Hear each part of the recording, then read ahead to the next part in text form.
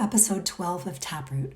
I'm Penny Rosenzweig, and my guest today is my colleague, Damon Farnum, who describes himself as a non-dual, Kabbalistic and Shamanic healer and spiritual teacher who has dedicated his life to the evolutionary journey of the soul, helping others to integrate the difficulties we all have from simply being human and manifest more of their innate wholeness in all aspects of their lives.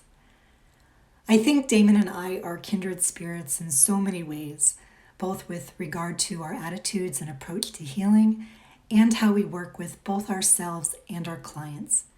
We had a wonderful, soulful conversation about the journey of being human. We shared personal stories and our perspectives on the benefits of learning how to meet the more difficult aspects of ourselves and our lives with self-kindness and self-acceptance instead of judgment and criticism, which in our culture of fixing and problem solving is a rather radical idea. We talked about what it means to be whole and the critical differences between healing ourselves and fixing ourselves, and how our personal wounding and feelings of brokenness can be used as doorways to more self-awareness, self-empowerment, and self-love, and even joy. We discussed the paradoxical idea of becoming undefended in our life and in our relationships, and how cultivating this capacity can actually become our truest source of power. And finally, we talked about the growing emergence and desire that many people are having for spiritual friendship, what this means, and how we've both found that cultivating these kinds of conscious and intentional relationships and community can deeply support us to heal the wounds of the past and to evolve and to grow. So get comfortable, grab a cup of hot tea, and join me for this deep and really delightful conversation with Damon Farnum. Hi, Damon. It's good to see you. Hey, Penny. It's good to see you too. Yeah, welcome to the show. Thanks for doing this today. Yeah, it's a pleasure to be here. Absolutely. I'm really looking forward to our conversation. So you and I work together at a Roots and Wings Healing Arts Center in Natick. We're both healing practitioners there, and I have been getting to know you and have been really intrigued by the kind of work that you do in the world. And you call yourself a non-dual Kabbalistic healer. And I'd really love to understand more about what does that all mean? Those terms sound fascinating. I've heard about non-dual healing before, and it's an idea that I think a lot of people are wondering what it means because it's coming up more and more in the culture, this idea of oneness consciousness versus duality. And so I'd love it if you could just open up the conversation by sharing your understanding of non-dual healing. Sure. And I think that through the course of our conversation today, the whole picture of it, I'm hoping, will evolve and reveal itself. But it can also be talked about, I think, pretty simply sometimes. And so one of the ways that I talk about non-dual healing is that very basically, it's a kind of healing where what we're working with is the innate wholeness that is already present in a human being, in the person who's seeking healing. And it's the process of working with that person and trying to help them essentially manifest that innate wholeness in their life. Mm-hmm. So, and what do you mean by wholeness? What's your concept of that within the context of a human being? So basically, it's a kind of healing that emerges when essentially we have a more and more complete relationship with ourself. So what we find is that through this, we no longer split ourselves into, for instance, what is okay and what is not okay about us anymore. And that can sound pretty simple, but it's quite a process. As you get to know yourself, there's a lot of really intricate parts of ourself that we don't necessarily have that kind of a relationship with. Yeah. And so this is the process of establishing that relationship and letting everything within us return to its place, which is essentially part of who we are. Yeah, I love that. And it's so true. I think in our culture, the self-development and self-help movement has been about like fixing, making ourselves better somehow and like getting rid of the parts we don't want. But healing, wholeness really is actually about accepting all the parts of ourselves, like you said. And that's a big process. It is. And a huge act of self-love.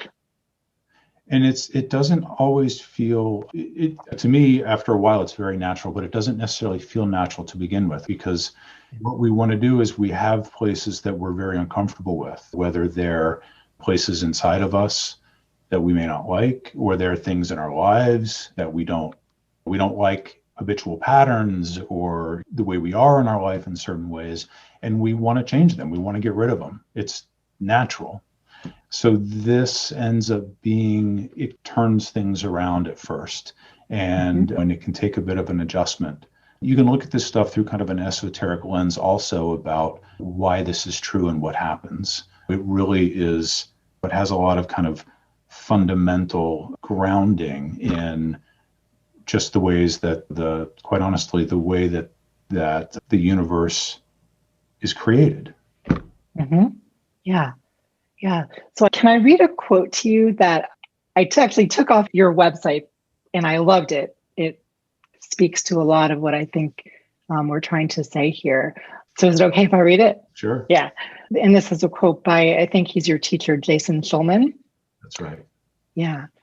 To be human is to lose our way and to find it again.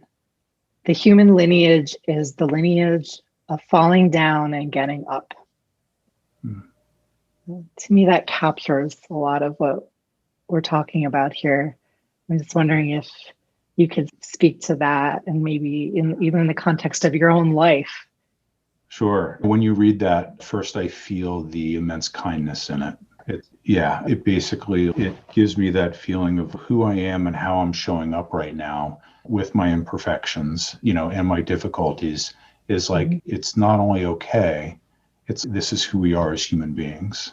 Yeah. And so, which has been a really big part of my own healing journey, and which has brought me to a lot of this. I'll be honest, since I was pretty young, for whatever reason, yes, I had a very strong spiritual inclination from very young in my life, in my teens, but I also had a lot of difficulty. My own ability to be with myself, my thoughts, my feelings, my ability to be in relationship, my relationship with work, with my family, my parents, it's just because of how I was built, it was hard. And so I started off really just trying to heal myself and just trying to learn how to be okay and be in the world. And this quote really is the epitome of that. It's really, for me, has been this journey of getting to know myself, really understanding how at a very young age the world shaped me, difficult circumstances as a child, and then as an adult, how I continuously tried to shape the world to be okay. And through this non-dual work, have really, just been able to develop a fuller relationship with all of this, so I can have it and show up. And so it doesn't erase, like, difficulty doesn't cut anything away, but it dramatically changes the relationship to it. Yeah. It helps us to hold our challenges not as any failings or brokenness, but as strengths, I think, in ways we can just deepen our own self-kindness, our own self-awareness, and our love towards other people. Yeah. And what I found is that even having brokenness is okay. Yeah. And we can talk a little bit more about it maybe a little bit later in the conversation, but through some of these things like presence and kindness, even being with brokenness can open some really amazing doors that we don't know about until we really allow ourselves to go there. Yeah. So can I ask you a really practical kind of question to help to ground some of what we're saying? Sure. Please. Yeah. And anytime you want to ground what we're saying, do. Yeah. Yeah. So in our conversations leading up to this episode, I've learned that you have been in business development for close to 20 years. And you said something to me that really struck me. You said you became better at your business by being a non-dual healer, or you deepened your work there. And I'm wondering, can you talk about that and how you use some of these practices and these understandings to help you in your day-to-day life, day-to-day work? Sure. And this is something that I've just started to talk about, but it's stuff that I've practiced in business for about 20 years. And I've had success in business, which has been wonderful in business management and business development. And there's real fundamental parts of it that are like, to me, first of all, it's always about relationship, which is just, it's so true with everything. We have to really be in relationship, in strong relationship with integrity, the best that we can. So that's like fundamental. But even when going about business and doing all the right things, I would also find that I would be stuck. Things wouldn't go my way. They would just seem oddly difficult. Like I would be pushing up against something that wouldn't move very easily. And what I started doing was basically through just the kind of the non-dual approach is I would take on the attitude of whatever it was inside of me that was in the way. For instance, they're the parts of us that say no. They're the parts of us that say, I don't want this to be this hard, or whatever it may be, but it's like of really wanting to just learn about and to come in very deep contact with those places inside of me, the obstinate places, the young places, whatever they may be. And what I found was that I didn't need to change them. I didn't need them to be any different than what they were. As long as I was willing to make intimate contact with them, it was like allowing them to be, and nothing changed except for my business would grow. And then I would have like months and months of like unprecedented growth. And it would be the most bizarre thing. So it wasn't like trying to change anything. It was just trying to have a presence with the parts of me that were resistant to change. Wow. So do you have a story you could share? I just thought it might help our listeners to touch into these places inside themselves. Okay. So I worked for my father when I was very young. Yeah. And we had some interactions that were incredibly frustrating for me. And they created inside of me really difficult attitudes towards making money. They were woundings. And I've known about them and I've worked on them in different ways, therapeutically and in different settings. But when I would work on my business, if I was honest with myself and quiet, I would be able to come in contact with the place inside of me that basically said, no, I'm not going to do this. I'm not willing to give of myself because I was afraid of the frustration that I was going to feel if I didn't get what I wanted. And there was a part of me that was shutting it down. And it was a very young part of me. And was it like a story of I'm not good enough, or I don't deserve this, or there's scarcity? What was it for you? It was, if I give my best, I won't get what I deserve. Yeah. So it was just a very simple, I'm not going to give, because when I tried to do this before, I ran into a lot of pain. So I'm going to be hurt. So it's a natural wanting to protect. Yeah. So instead of trying to change this, I really, again, just was willing to make very, quite honestly, intimate contact with these places inside of myself. And it was like, all they really wanted was to exist. That's all they wanted. So when we have these places in ourselves that are saying no and they're pushing against life, all they're trying to do is really exist.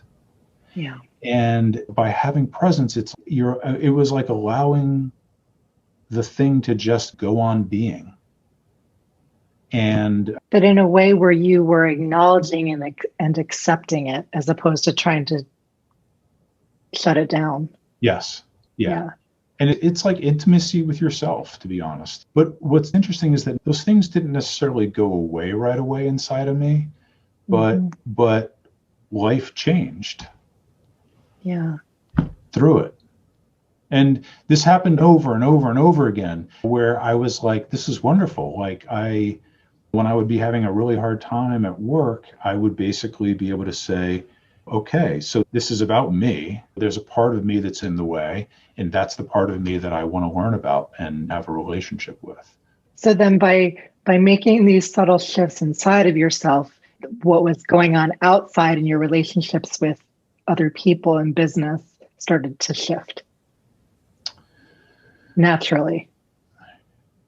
I'll be honest, it's like my outward actions didn't change, but the response that I was getting Yes. changed.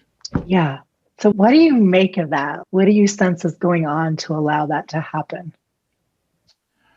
We are basically, we're made of the world, right? It's like we're made of the same stuff. We affect the world affects us. There's not as much separation as we think there is.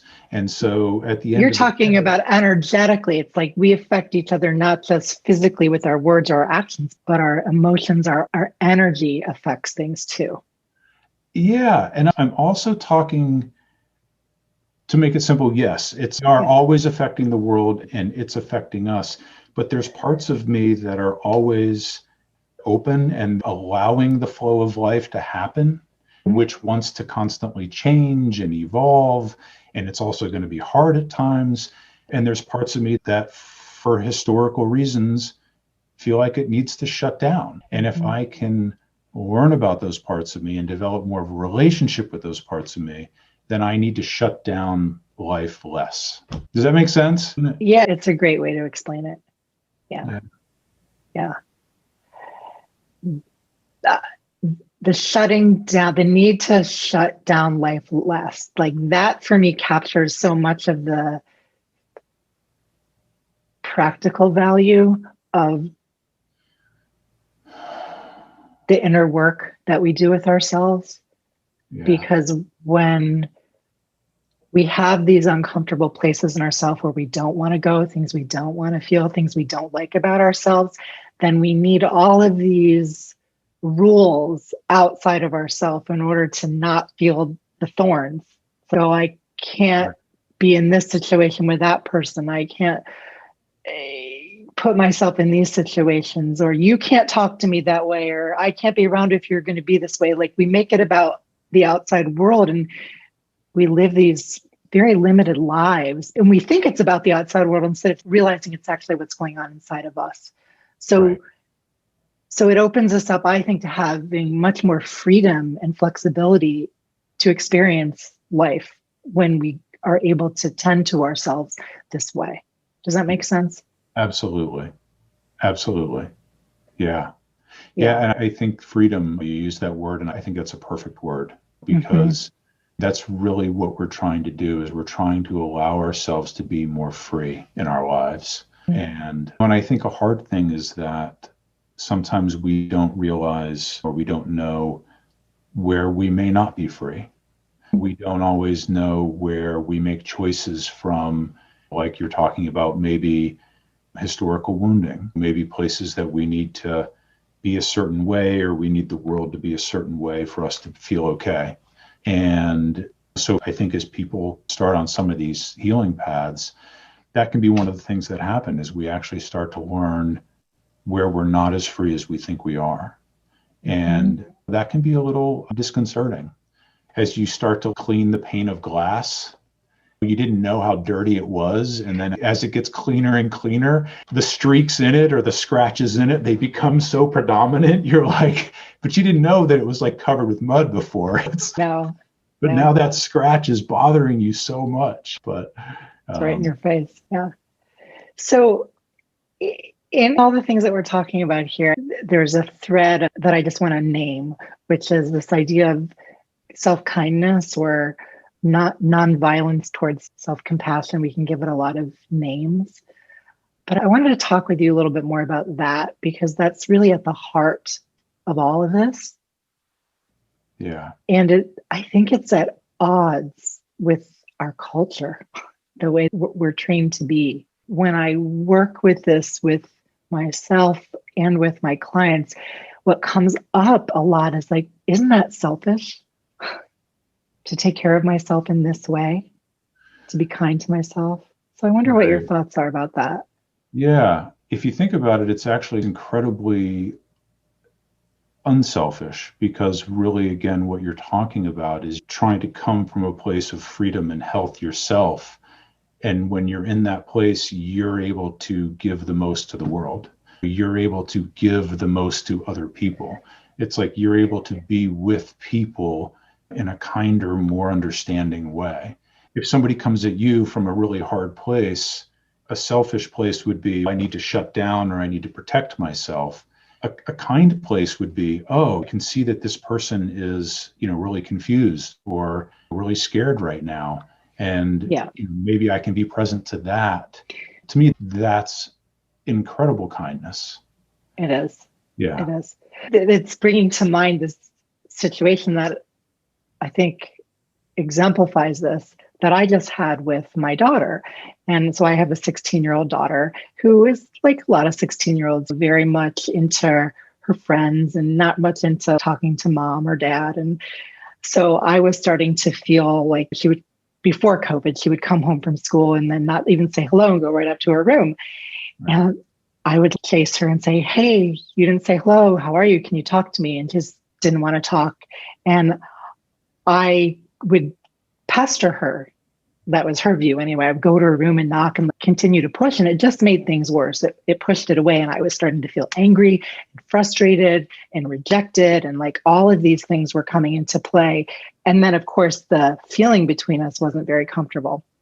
So what I realized was that I had a story inside myself that I was being a bad mother. If I let her be and just let her alone, I was being a bad mother.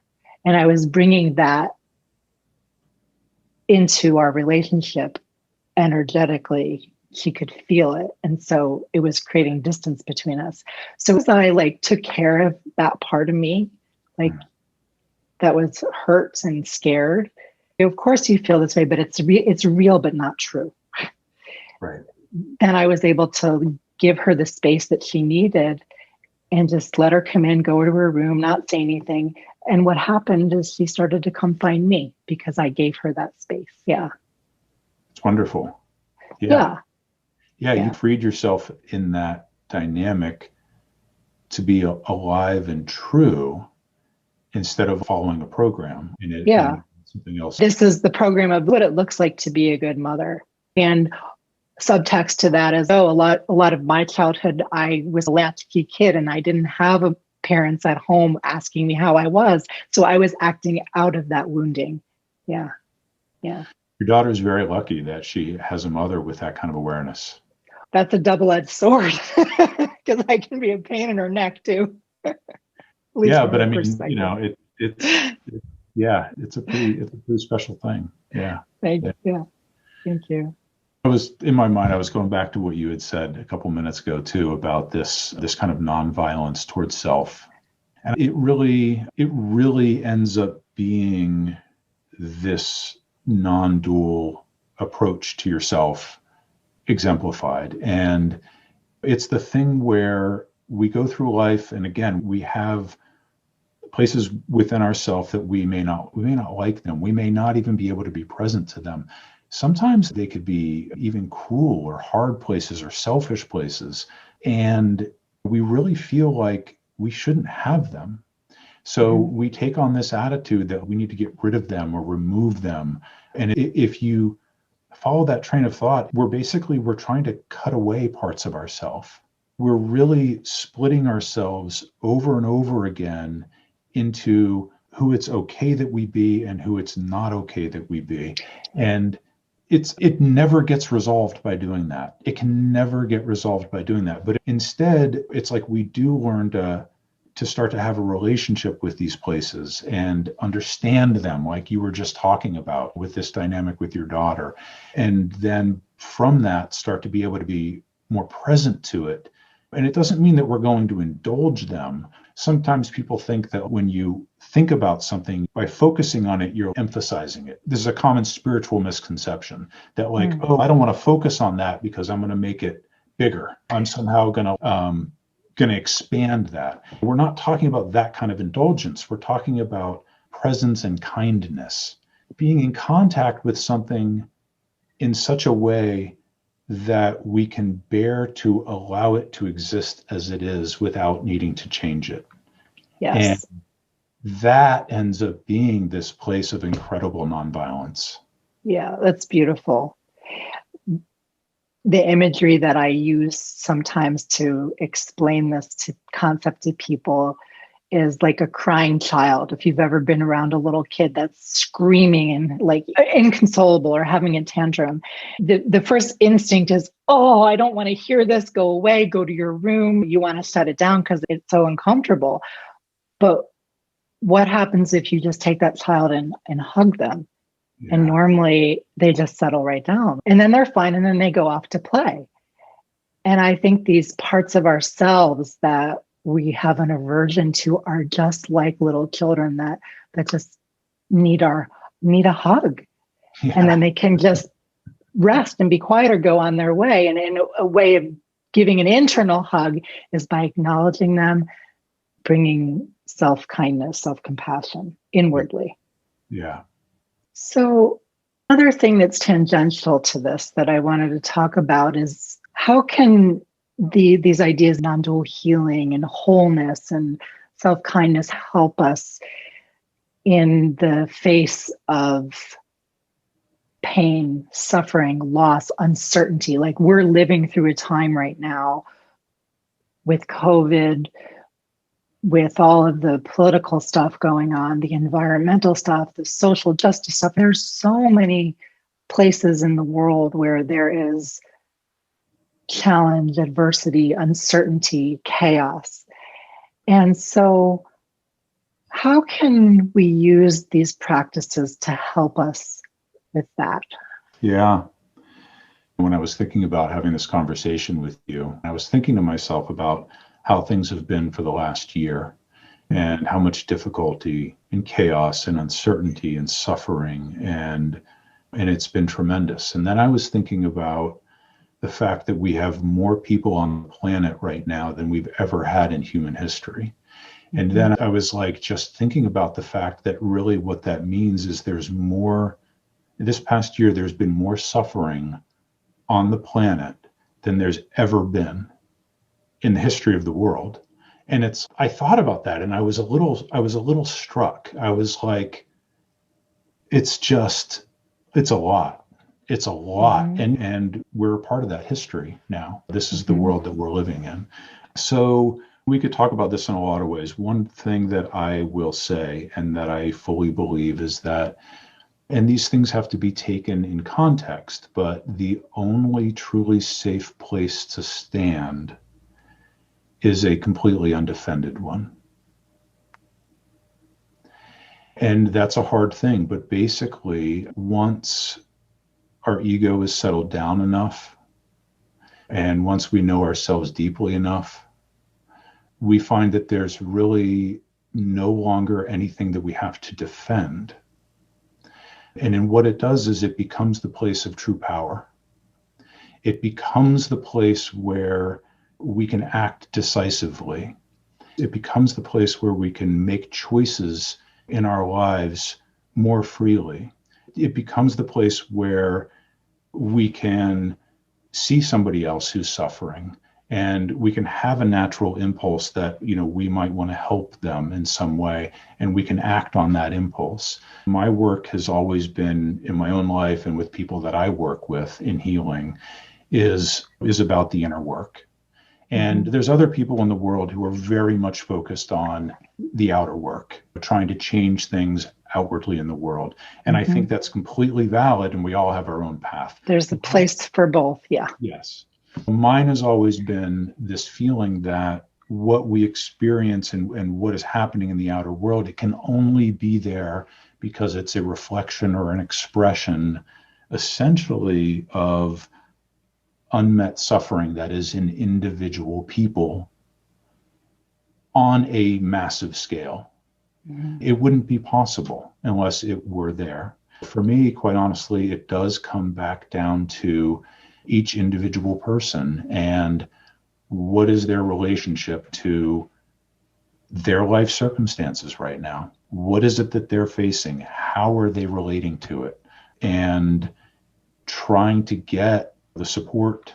Yeah, but this notion of being undefended when all we want to do is defend, like that I'm interested in looking at with you, because if you think about the past year and all the ways that, let's say, your life has been impacted by COVID, for any of us, the mask wearing, the needing to stay in our homes, like all of that can just bring up a lot of angst and feeling victimized and suffering and all of that. Right. And I can feel in myself a big no, this shouldn't be happening. This isn't right. This isn't how humans are meant to live. And so in those moments, what's this process that you go through to drop your defenses? Interestingly, I could speak to maybe a more recent kind of experience of this for myself. During the Capitol riots and leading up to the election, I could talk about that. And maybe I shouldn't, but first of all, I was shocked, just shocked, like shocked. And it took me, literally realizing that I had to readjust my relationship with what was possible in the world for me to be present to all that happening. So that was a whole process that I went through. But after that, I was angry. And so for me, I was just simply angry. I was really pissed off that really for me, it was about the lying. And when I was hearing all the lying, essentially what it felt like to me is that people's ability to choose for themselves was being taken away because they didn't have the plain and simple truth of the situation, whatever it might have been. So for me, it was just allowing myself to be angry. It was I don't want to call it justified, but it just felt like present and pure, and I was okay with it. I wasn't turning it into anything else. It was like there was no outward projection. I wasn't blaming this on anybody. So that's a different dynamic. But it's an important one. It's really essential because it's a discernment and an internal practice to feel our feelings like anger, but not necessarily act on them. Oh, yeah. And because I didn't turn it into anything else, I didn't need to hurt anybody. I didn't need to like do anything like that. It's like it was quite pure and quite powerful. Because you were willing to feel it. I think that when we go into those reactions where we have to blame or we have to do something to get vengeance, it's because we're not relieving the intensity of the feeling inside of ourselves, and we think we have to do something outwardly in order to relieve it. And here's an interesting distinction. I'll tell you a little story. Do you mind? Yeah. No, please do. Stories are great. This is a childhood story for me. I was visiting my grandfather, and he was older. I was probably in my late teens. I don't know, teens something. And there was a woman that lived with him and took care of him a little bit. She was a family friend. But this woman she had a cruelty about her, and she just did. It was her personality, and she didn't much like me. And I remember that we would have these interactions. And one day when I was over there, we had an interaction, and there was this cruelty that was being directed at me from this woman. And I went out on my bike, and I'm riding my bike down the road, and I remember feeling however it was that I felt, And in that moment, I literally saw myself turn it around, and I had this like outward anger impulse, like I wanted to hurt somebody. Mm-hmm. And I realized in that moment what it was. I wasn't being with the suffering that I felt inside of myself, and I was turning it into something else and pushing it outside of me.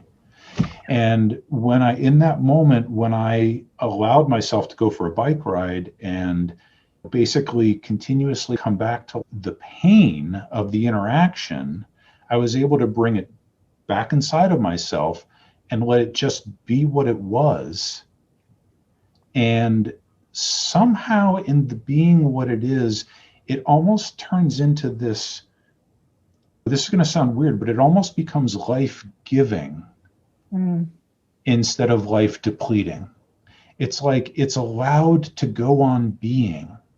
It's allowed to like not get stuck and not be resisted and not have to be turned into and not. And it's terribly uncomfortable, but it doesn't last forever. It's like everything starts to change if you let it. When it was this, I don't know, but it was like, but I saw it, and all I wanted to do was hurt somebody for a few minutes, and it was because I got hurt. Yeah. Anyway. Yeah. It's a really great teaching story. And the fact that you were able to do that as a child is remarkable. The capacity, like you had to observe yourself. Some part of you had to step back from the situation and watch what you were doing and recognize, I'm angry right now. I want to hurt this person, but make a choice not to. And instead be willing to stop and slow down and be present to what's there. And essentially, it's almost that finer layer of what's there and allowing yourself to work at being present. And I have to say that sometimes we do this, or we can do this. People can do this as a practice in their daily lives all the time. And the truth is that sometimes when we feel these kinds of suffering, it may be all that we can do is to just touch it a little bit. Yes. And it's that's enough. But if we can touch it inside of ourselves and make contact, it's enough. And it's also kind. I have to watch out for myself because I feel like, oh, I want to be with this completely, and I want to but it doesn't really work that way. No. It's easy to bring a warrior mentality to our self-development. Like, I gotta slug my way through this and feel the pain and earn my wisdom on the other side. And this is the Western world's version of spiritual growth. Yeah, but that touching is important. And it's also for our nervous system to feel something in little bits. Physiologically, it's much healthier to do it that way. And it's like when you go to the ocean and the water is freezing cold, like when I go to the beach up in Maine, and I can't just run in because it feels too uncomfortable, but I can stick my toe in and take it out and then walk up to my ankles and then come back out. And then walk up to my knees and come back out. And eventually I can get in all the way. And that's what I think about when you talk about touching into these places in ourselves and then taking a break. Yeah. It's so within Society of Souls, so Jason Schulman, he calls this running and returning. Running and returning, yeah. And you have to make room for that. And we're talking about it in a very specific way, but it's like also in our lives. It could be around spiritual practice. I meet with people all the time and they're like, oh, I haven't practiced in so long or whatever. And sometimes we need to go away until we're ready to bring ourselves back. Mm-hmm. And that's kind. That is kind. Yeah. We can work at it and we can ask ourselves, why is it that I need to go away right now? Maybe I want to understand that, but it can make room for these things. It's cycles. Yeah, it's cycles or spirals coming back around something again. And it's a little bit easier the next time. We can stay a little bit longer with this and be a little kinder. Yeah. Yeah. And I think we're also talking about developing a discernment between when it's a healthy running and returning versus when are we really avoiding and in denial about something. Right. And that's important to know the distinction. It is important. Yeah. Yeah. And that can be a really hard thing to work with. I'm just thinking back, to situations that I've run into either with people or myself, and where those parts of us that are saying, no, I don't want to be here right now. Like, I just don't want to be. And it's hard to know the difference sometimes. Yeah. Well, and I guess what we can do is just be willing to question.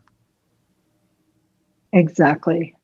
I wonder if there's something here. Yes. Maybe there's not, but it's like being curious. And yeah. There's a gentleness in bringing curiosity to something.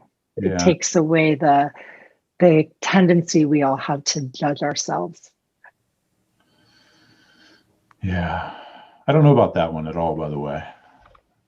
Judgment? Yeah, I don't know about that one. Oh, yeah, me neither. Yeah. You're not growing enough. You need to You're not spiritual enough. This is happening again. You got triggered again by this person. Come on. I thought we were past all this. Right. Last November, we decided we were like enlightened. Like, I don't understand. Yeah, it's so true. As we're talking about all these different ways that we can work with ourselves, it can be a very internal and solitary process. But I have found that what really helps so deeply is to have friends and a community of people where it's safe to talk about these parts of myself, to have trusted friends who are willing to hear what I have to say and reflect something back to me and say, you're really being hard on yourself, Penny, or it sounds like you're really in a lot of self-judgment and self-doubt. What's that about for you? Right. That's not the stuff that we tend to talk about in our regular everyday conversations, but there's enormous value I have found in having people like that to help us. It gives us a place to land, and other people's willingness to be loving by witnessing us helps us to develop and deepen that kindness for ourselves. I have some friends that we do this with each other very intentionally on a regular basis. And I have also run groups with women for the past 7 or 8 years where they come together specifically to have relationships in this way to help each other to grow. And you've shared too that you've had an experience in this kind of community as well. So could you speak to that? Sure. Yeah, there's a lot here, and I think that you talked about it really beautifully. It's interesting. I was thinking about this a little bit the other night, and I was thinking about that really we need relationship to grow, and it doesn't matter who we are. And I know that there's also people who they're not as comfortable with as much relationship in their life, but we are never not in relationship. It's just the qualities of it are going to be different. I guess in my own personal life, very similar to what you're talking about, having people where you can explore parts of yourself. You can maybe unpack dark places that are hard to bear. If you can do that, say in the presence of somebody that you can trust, somebody who is comfortable in the context, they can actually help you bear the suffering of what can be hard to bear by being there with you as you do it. You don't have to do this alone. And the flip side is true. We have a lot of wonderful things that need to be shared. We have wisdom, and we have joy, and we have insight. And if we didn't have each other to share these with, what would we be doing? We'd be just spouting them off into nature. And so we need each other to receive our gifts as well. Yeah. It's like these things can't happen in a vacuum. And to have other people who have the capacity to see our inspiration, or to see our curiosity, or to see our kindness, and to name it. Yeah. That's not everybody who's tuned in to see those things, but it helps when we call those things into focus. It helps to grow them into more full beingness inside of ourselves. Yeah. And I think that there's a lot of ways that people can have these kinds of relationships and community intentionally, but I don't know. I definitely know some people that have felt, especially in the last year, isolated and that it's been harder. But I also know that there's a lot of people who have actually found it almost easier to create more community because of things like Zoom, like what we're doing right now. It's you and I are in our own homes miles apart, but we're having this wonderful conversation. Yeah. But it's an intentional conversation. We decided that we wanted to have a conversation about these things that matter to both of us. And so we can do that with friends. We can say to a friend, hey, rather than just tell the story of the travel log of what just happened today, I would really love it if we could share about these deeper level things that matter to me. Would you be willing to have conversations about that, to really ask, or to look for groups who are doing that? These things exist. Yeah. Yeah. And to be willing to show up and ask questions of each other, I think is wonderful. You hear somebody exploring something or sharing a thought, and just to be curious about what it is that they're sharing. And then you can see that it can open up something in them and go in this other direction that can then touch a place in you or somebody else in the conversation. And also just to be able to show up with people as we are. And on difficult days or difficult times, to be able to show up with somebody that we trust just as we are. Mm-hmm. And not have to have a mask on, not have to be better than we're feeling, not have to be performing or anything like that, like we might feel like we need to be at work, just as we are. And what a relief to be able to do that sometimes. It's such a gift. Yeah. Yeah. And that brings us back to, I think it brings us back to self-kindness again, because if we're not judging ourselves for thinking or feeling or being a certain way in a given moment, then we're freer to just be as we are with another person. Yeah. And then we're giving, essentially what we've done too, is we've given permission to the other person to be the same way. It's like when I see somebody who is comfortable in their own skin with whatever it is they are in the moment, I have this like relief that I can, with them, I can just be as I am. They've given me permission, or I'm giving them permission. Just show up as you are. Exactly. It's enough. Yeah. It's enough, and it's more than enough. It's like that brings that's healing. It brings us back into wholeness.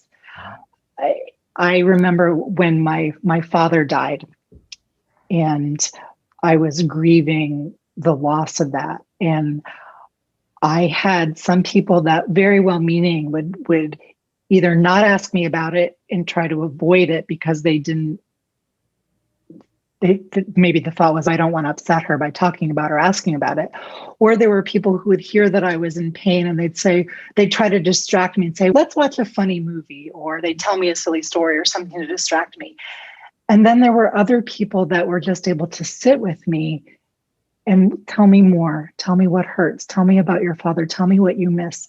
And that's actually what made the most difference for me, to have somebody who was willing to just let me be grief-stricken, let me feel the pain.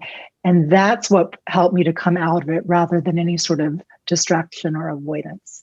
Yeah, they essentially let you go on being. Yeah.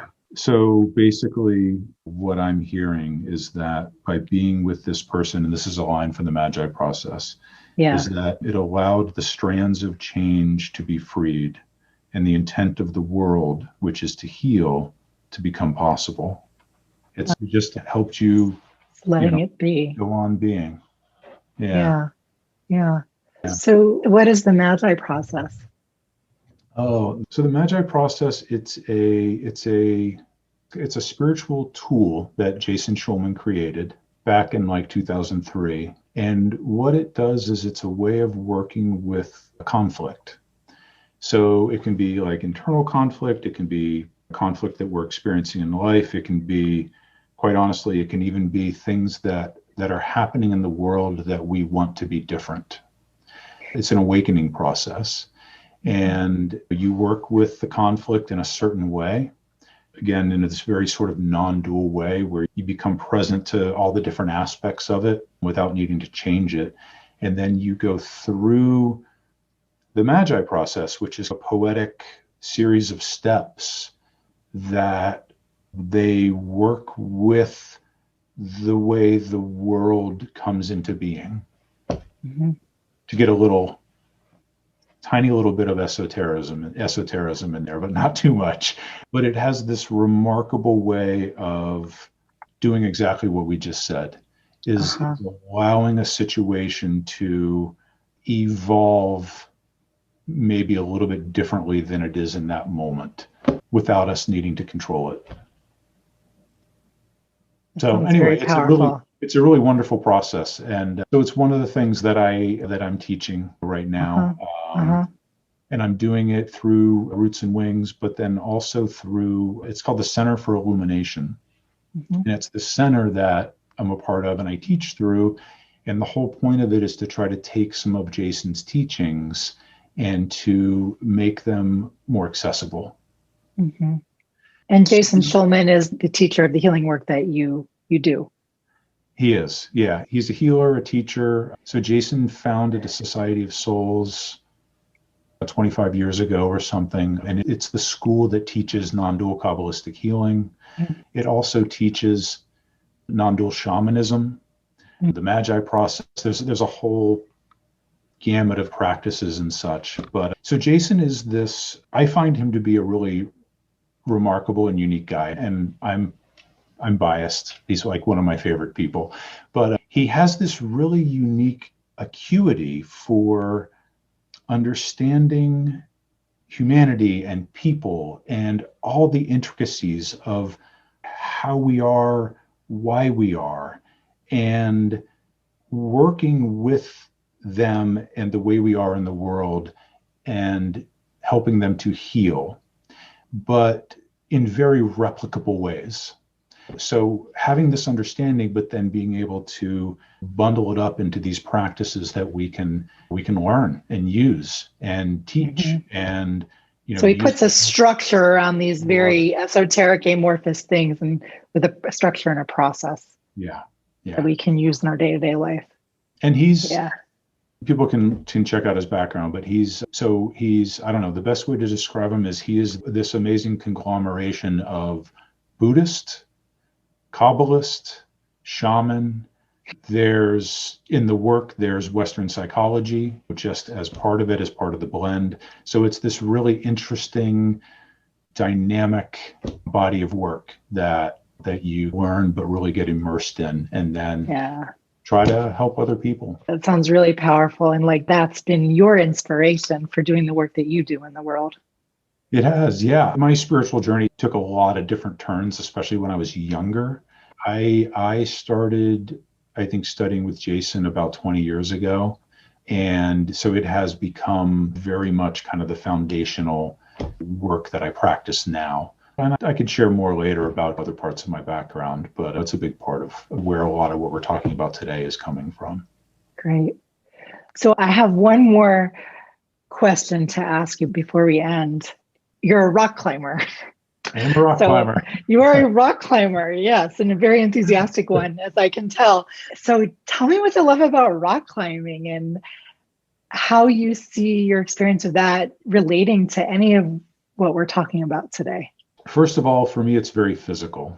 There's an aspect of rock climbing that's just very physical. So first of all, I've always gravitated to the natural world. It's a place that I have found solace. I have found inspiration. It's also a place where I have found that I've been able to find myself and test myself in ways.